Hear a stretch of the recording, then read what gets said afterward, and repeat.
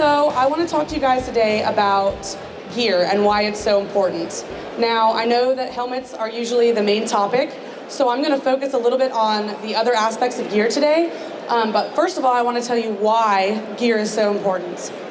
When I was 20 years old, I got on the back of a Gixxer 750 with a guy that I had just met a couple of days before to go on a nice fun ride through the canyons in New Mexico where I grew up. And it was going to be a wonderful day. I didn't expect anything terrible to happen because you never expect anything terrible to happen. Unfortunately, we were in a crash at a really high rate of speed. I chose to wear a helmet that day, and that saved my life. But what I chose not to wear is what almost cost me my life. I did not wear anything as far as a jacket, gloves, pants, or boots that were made for motorcycling. So I had on a hoodie sweatshirt with a bikini top underneath it. I had a pair of capri jeans and a pair of Nike tennis shoes on, and that was all I chose to wear that day besides my helmet. So in a nutshell, what happened to me was I ended up sliding 500 feet down the freeway with nothing but what I just mentioned to you I was wearing. So 50% body coverage of third-degree road rash and several other injuries to my ligaments and tendons. I basically skinned myself alive in a nutshell, and I spent 2 months in the hospital just trying not to die.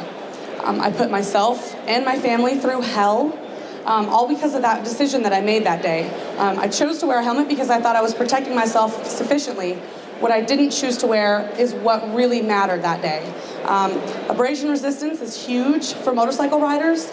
I'm sure you all know already, road rash is the #1 injury that motorcycle riders sustain, regardless of whether they're a street rider or a dirt rider. So road rash is really something that you're going to want to avoid. Unfortunately, people think it's no big deal. I've skinned my knees as a kid. No one has ever thought twice about what it's like to have third-degree burns. And 75% of road rash injuries are second and third-degree burns. So think a little bit about what you would choose for yourself and for your family before you go out and get on that motorcycle without any gear on whatsoever. There's some pictures that I want to show you of the reality of the situation. Now, these aren't to scare you.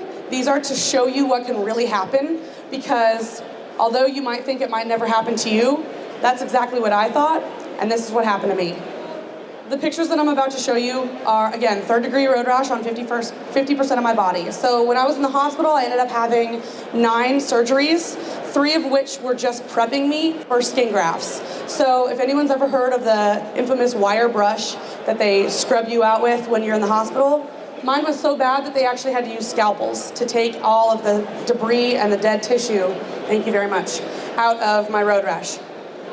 So this picture that I'm about to show you is 2 months after being in the hospital, having skin graft surgeries, and then coming home for the very first time. So as you can see, I still have open wounds after 2 months. So I had to lay in a hospital bed for 2 months like this, just hoping that I wasn't gonna die. I got a lot of infections and a lot of other complications while I was in the hospital. My parents had to watch me go through this as a 20-year-old girl who didn't ever expect anything like this to happen to me. This is 3 years later. This is what my road rash on the left side looks like now. These are skin graft scars, full thickness skin grafts. My skin will forever look like this. It's never gonna be normal again. It's pretty tight, very thick. It's interesting to wake up in the morning and feel like I'm wearing a leather suit that's a little bit too small. So these consequences I have to live with for the rest of my life because of the decision that I made, yes, to wear a helmet, but not to wear anything else. This is just about a year ago. As you can see, the scars are still visible. They do fade a little bit, but the thickness and the tightness is going to be there for forever. So instead of feeling sorry for myself and deciding that motorcycles were evil, I really did love riding, and I loved everything about the lifestyle. I wanted to get back on, but this time I got back on my own bike. So I went out and bought myself a Yamaha R6, learned how to ride in track school, actually, and then I took my bike to the streets. The very next thing that I did was became an MSF Motorcycle Safety Foundation rider coach. So now I teach people how to ride. I teach people about safety, about gear, about the right attitude when you're getting on a motorcycle. The point that I want to make is that People often wait until something terrible happens to them for them to change their behavior. I honestly feel as if this happened to me so that I could come and share with you, so you would never have to go through it. If you really knew what it was like to have injuries like I sustained, you would never choose to put yourself in that situation. And it's literally just as easy as putting on all of your gear. There's me on my R6 Deals Gap. I now live in Kentucky, yes. So I'm 3 hours north of the 318 curves and 11 miles at the Tail of the Dragon, if you've ever heard of that. I absolutely love to ride. I have a V-Star 650 as well, and then I also bought myself a TTR 125. So I'm dabbling in all different kinds of riding. So I'm up here talking to you, coming from a place of experience as a real rider who really loves motorcycling and wouldn't let what happened to me take me off that bike. I promise all of you, it's worth it to gear up. I started a company in 2008 called Rock the Gear. It is a nonprofit. The website basically has abundance of information on all different types of gear, how to buy it, how to fit it, how to make sure that it's the right gear for you. We have gear reviews from real riders who actually wear their gear more than just once and then put it in a magazine. There's also a lot of things like videos and professional riders who also choose to rock the gear. You guys can go and check that website out whenever you have a chance. It's very cool. Share it with your friends and family. So we're gonna go over what to wear now, really quickly. My friend Brittany is gonna come up and show us some proper gear, and that you can actually look pretty cool while doing it too. So the first thing, obviously, that I wanna talk about real quick is a helmet. Full face, modular, 3/4, half shell, whatever you choose to wear, make sure that it's at least DOT approved, and then there are several other higher specifications that you can choose. Making sure that your helmet fits correctly is really important. We'll go over that in just a minute. Second thing I want to talk about is the jacket. Abrasion resistance for road rash is only half of the battle, so you're going to want to choose a material that is going to protect you in case of a slide. Brittany is wearing textile. You can also choose leather. We have fighter mesh as well in many different brands, many different cuts, shapes, styles, colors, anything that you can imagine. It's ready for you. You just got to go shopping as if you're shopping for clothes. So Brittany has a street and steel jacket on. You can find these at Cycle Gear. There's ventilation systems, so it's not too hot in the summer. A lot of people think, okay, I don't want to wear a jacket in the summertime, but summertime is actually when more people are out riding and you're actually more susceptible to dehydration from the sun hitting your skin. Jacket actually ends up being a air conditioning system for a rider. So think about that. She's got vents in her arms. If you turn around for me, Brittany, there's vent zippers in the back as well to allow airflow to come through. For women who want to make sure that their jacket fits and looks good at the same time, many brands have these cinch waist ability, so you can tighten it or loosen it, whatever you need to do to make sure that it fits correctly. She also has on abrasion resistant pants, which are really important. Abrasion resistance again, I almost ripped my kneecaps off in my motorcycle accident, so think twice about how much you value your legs and being able to walk around and go up the stairs before you just throw on a pair of shorts or a pair of jeans. There's riding jeans that you can wear that are specifically made for motorcycle riding. Textile or leather is also great. There's vents, it's very breathable. There's overpants that you can wear in case you want to wear jeans to wherever your destination is. You can just throw some overpants on. Brittany is wearing Built brand, that's also a Cycle Gear brand. Her pants are textile. She has extra padding in her hips and in her knees as well, really important.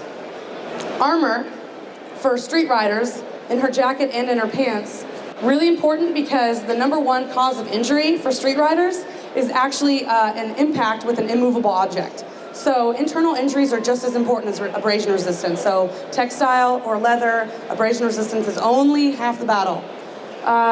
CE approved armor in her elbows. She's got a back protector as well, shoulder pads. Really important when you guys are looking for your gear. Make sure you have that in there.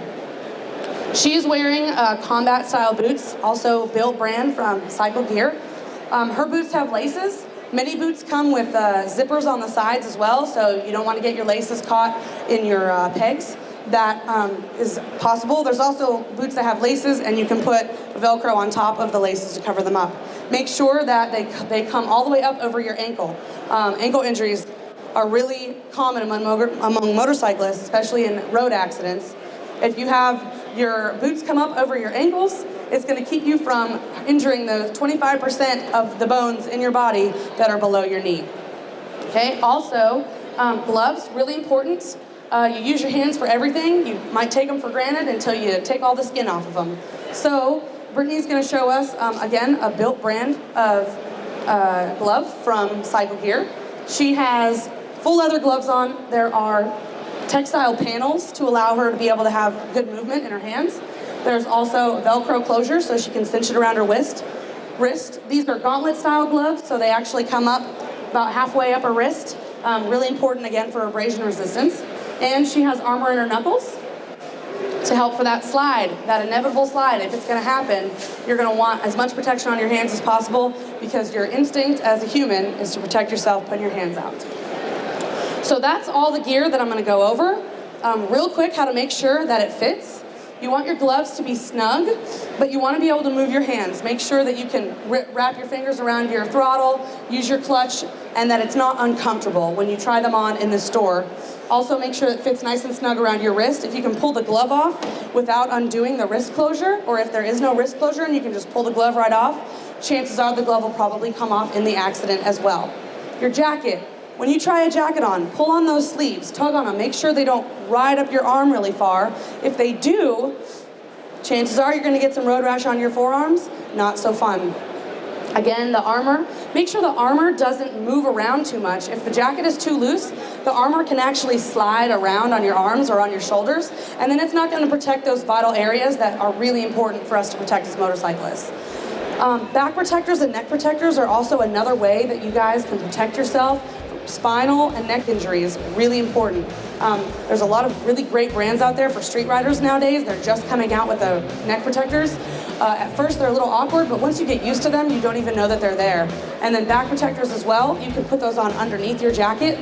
Chest protectors, those will fit right underneath, or you can replace your entire back pad with a back protector. Just take your back pad out of your jacket. With your pants, to make sure that they fit right, you're going to want them to be a little loose so that you can throw your leg over the motorcycle, bend your knees, nice and comfortable. Make sure that you're not uncomfortable in your gear, because if you are, you're not going to wear it, and it's going to distract you while you're on the road. Boots, obviously you're going to want to fit those like shoes. Make sure you can walk comfortably and they're not too tight, creating hot spots on your feet. Really important. Your feet, you know, everybody uses them every day. We don't think about it, but you know, protect your body because you guys are worth it. You're worth it, your family is worth it. To protect yourself, make sure that you guys are always thinking about what can actually happen. Accept the idea that you are susceptible to it, okay? Because even the best out there can find themselves in a situation where they're gonna be sliding down the road. So when you protect yourself for that inevitable slide, I promise you, you'll walk away and you'll never regret wearing that gear. I know that if I had worn the gear that day, probably wouldn't be in front of you because I would have gotten up and walked away, maybe never gotten back on a motorcycle. I'm here today because I really care about this. I've been through it. I'm not just up here telling you what to wear because I've got some knowledge in my head and I read it out of a book. I've been there and done that, and I think every single one of you deserves to make that choice for yourself as well. So I just want to say thank you for having me up here on the stage. Thank you to Brittany, my gear model. Beautiful Brittany. Also, if you guys want to check out my website again, that website is rockthegear.org.